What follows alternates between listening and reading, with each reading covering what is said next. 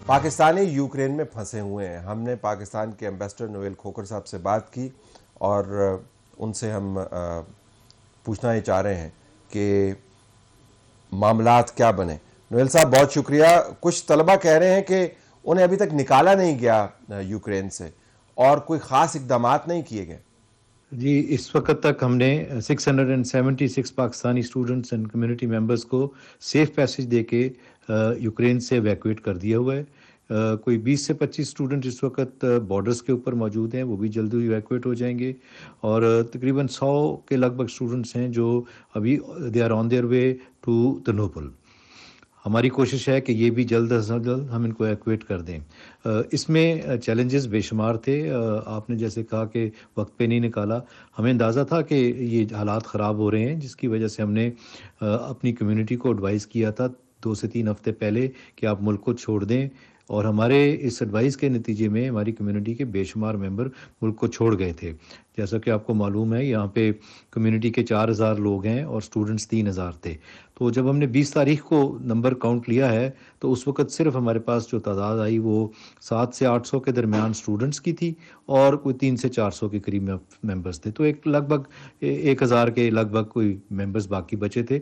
Students جو خرکیب میں تھے ان کو ہم نے 2-3 دفعہ ایڈوائز کیا تھا کہ آپ چلے جائیں کیونکہ آپ ڈینجر زون کے بہت قریب ہیں، لیکن انہوں نے رسک لینا پسند کیا. ایمبیسی کا پورا جامع پلان تھا.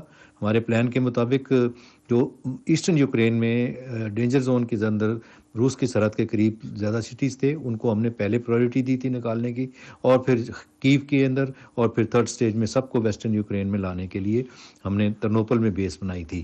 لیکن جیسا کہ آپ کو معلوم ہے کہ جو اپریشیٹ کیا جا رہا تھا ویسٹ کی طرف سے جیسے ہوگا وہ نہیں ہوا، اور پہلا ٹارگٹ جو ہے وہ کیو کو کیا گیا، کیپٹل کو کیا گیا. اور کیپٹل جب کیو کو ٹارگٹ کیا گیا تو تمام سسٹمز ڈاؤن ہو گئے، تمام نیٹ ورکس ڈاؤن ہو گئے، اور اس کی وجہ سے کافی دشواری ہوئی ہے. برکیف ہم نے اسٹوڈنٹس کو جو ہمارا پلان تھا اس کو امپلیمنٹ کیا ہے. اس پلان کے مطابق ٹرینز کا استعمال تھا، بسز کا استعمال تھا، ان کو ہم نے اکٹھا کرنا تھا ترنوپل اور لویو پہ، وہ ہم نے کیا ہے. اور تمام کو سیف پیسج دیتے ہوئے جنگ میں سے ہم نے ابھی تک لے آئے ہیں یہاں تک. اب آخری ہماری ایک اسٹوڈنٹس کی ایک ٹرین جو آ رہی ہے، اس کو بھی ہم وقت پہ نکال سکیں گے یہاں سے اگلے 1-2 دن کے اندر. اور مجھے یقین ہے کہ اگلے 1-2 دن کے اندر ہم بحفاظت سب کو یوکرین سے نکال دیں گے. جی ایمبیسڈر صاحب، میں آپ کو ایک پاکستانی طالب علم کی ساؤنڈ سنوانا چاہوں گا جن سے تھوڑی دیر پہلے ہم نے بات کی. وہ آپ کو کچھ اور معاملہ بتا رہے ہیں.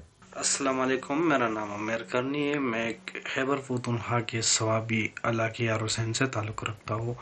ادھر ہم یوکرین میں پھنسے ہوئے، یوکرین کے سومی اوبلاست سٹی میں. نہ ہمارا ایمبیسی والا ہمارا پوچھتا ہے، نہ کوئی اور باہر سے کوئی بھی نہیں پوچھتا. ہم ادھر ہمارے لیے خوراک پانی سارا کچھ مسئلے. ابھی ہم پھنسے ہوئے سارے ارد گرد جو ہے نا ہمارے رشین فورسز ہے، وہ جب ہم سٹی کراس کرتے تو وہ ہم کو مارتے پیٹتے. سیمپل ہم نے آپ کو دکھایا، اس پہ آپ کا کیا رسپانس؟ ہم نے کوارڈینیشن کی ہوئی تھی بارڈرز کے اوپر، رومانیہ میں، ہنگری میں، سلوواکیہ میں اور پولینڈ میں، لیکن تمام اسٹوڈنٹس جو ہے وہ پولینڈ کی طرف جانا چاہتے تھے. ہم جب یہ پولینڈ کے اوپر 2-3 راتوں میں جب ایویکویشن شروع ہوئی ہے تو وہ جس کراسنگ پوائنٹ کی کیپیسٹی کو 25,000 لوگوں کو ہینڈل کرنے کی تھی، اس میں 3 دن لگاتار 3 سے 4 لاکھ لوگ موجود تھے، جس میں 3.5 لاکھ کے قریب یوکرینینز تھے، باقی کم لوگ تھے. تو کیو بہت لمبی ہو جاتی تھی. جب کیو لمبی ہوتی تھی تو یہ اسٹوڈنٹ جو کہ بسوں میں جن کو ہم بھیج رہے تھے یہ امپیشنٹ ہو جاتے تھے، اور امپیشنٹ ہو کے یہ کہتے تھے آگے تھوڑی دور تو چاہنا ہے، ہم پیدل چلے جاتے ہیں، جلدی آ جائیں گے، پہنچ جائیں گے. ایمبیسی نے کبھی ان کو بڑی تاکید کے باوجود یہ خود اترے، چل پڑے، اور جب یہ سخت ٹھنڈ میں اپنے آپ کو انہوں نے ایکسپوز کیا، اور پھر جب یہ اس کی ہیزرٹس میں سے گزرے ہیں تو یہ ایک دوسرے کو الزام دیتے رہے. پہلے پھر ایمبیسی پہ الزام لگانا شروع کر دیا کہ انہوں نے ہمیں کوئی پرووائڈ نہیں کیا. ایمبیسی نے تمام چیزیں کوآرڈینیٹ کی تھیں، پرووائڈ کی تھیں. جہاں پہ انہوں نے ایمبیسی کی بات چیت کو نہیں مانا، ہمارے نے جو ان کو ہدایت دی تھی ان کو توڑا ہے، تو پھر ان کے اوپر پرابلمس تھوڑی بہت آئی ہیں. آئی ایمپیتھائز ود دیم. ینگ بچے ہیں، جوان ہیں، اپنی مرضی بھی کرنا چاہتے ہیں، لیکن پھر اس کے بعد پھر وہ ایک دم بریک ڈاؤن بھی کر جاتے ہیں. وہ ہم نے بریک ڈاؤن دیکھا ان کا، جو کہ نہیں ہونا چاہیے تھا. اور ہماری کوآرڈینیشن جہاں جہاں رہی ہے، جن بچوں نے ہم پہ ہماری بات کو مانا ہے ان کو کوئی پرابلم نہیں ہوئی. اور یہ آپ اگر ہینڈ فل بچوں کو دیکھ لیں گے جن کو ہوئی ہیں.